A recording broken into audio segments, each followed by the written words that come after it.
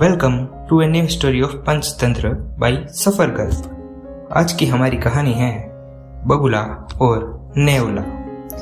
एक समय की बात है, एक घने जंगल में एक बहुत ही पुराना पीपल का पेड़ था। उस पेड़ की ऊंची शाखाओं पर बगुले का एक जोड़ा रहता था। दोनों बगुले वहां आराम से घोंसले में जीवन बिताते। कुछ समय बाद बगुले की पत्नी ने अंडे दिए और दोनों बड़ी खुशी से उनके फूटने का इंतजार करने लगे। लेकिन उसी पीपल की जड़ में एक सांप घर बनाकर रहता था। वह सांप जब भी बगुले अंडे देते चुपके से पेड़ पर चढ़ जाता और उनके अंडों को खा जाता। बार बार ऐसा होने से बगुलों का जोड़ा बहुत दुखी और परेशान रहने लगा।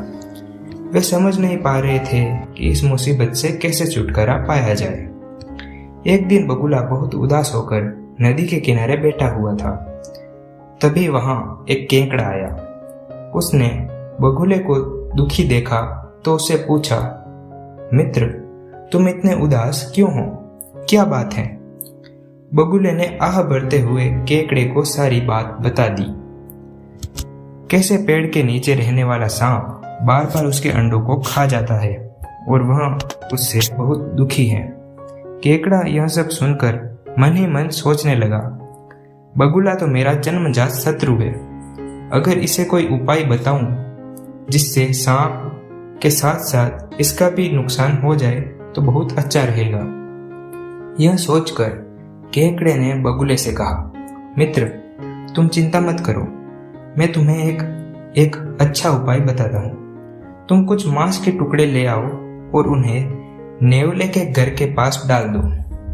फिर बाकी टुकड़ों को नेवले के घर से लेकर सांप के घर तक बिखेर दो।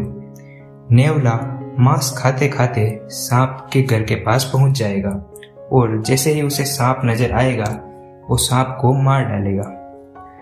बगुले को यह उपाय बहुत अच्छा लगा। उसने वैसा ही किया जैसा केकड़े ने बताया। उसने मांस के टुकड़े नेवले के घर के पास डाले और फिर उसे सांप के घर तक बिखेर दिया। नेवला मांस के टुकड़े खाता हुआ धीरे धीरे आगे बढ़ा और आखिरकार सांप के घर तक पहुंच गया। वहां पहुंचकर उसने सबसे पहले सांप को मार डाला। बगुला यह देखकर बहुत खुश हुआ कि उसका दुश्मन सांप खत्म हो चुका है। वह दूर एक डाली पर बैठा यह सब देख रहा था। लेकिन इसके बाद नेवले की नजर पेड़ पर बने बगुले के घोंसले पर पड़ी। वह पेड़ पर चढ़ गया और बगुले के सारे अंडे भी खा गया। इस प्रकार बगुले ने बिना सोचे समझे दूसरे की सलाह मानकर अपने ही हाथों अपना नुकसान करा लिया। सीख: इस पंचतंत्र की कहानी से हमें यही सीख मिलती है कि किसी की सलाह मानने से पहले उसके परिणाम के बारे में अच्छी तरह सोच लेना चाहिए, नहीं तो हमें भी बगुले की तरह पछताना पड़ सकता है। आई होप आपको ये शॉर्ट स्टोरी बहुत पसंद आई होगी। अगर आपको ये पसंद आई तो एक लाइक जरूर करें। आज का हमारा लाइक एम है 500 लाइक्स का।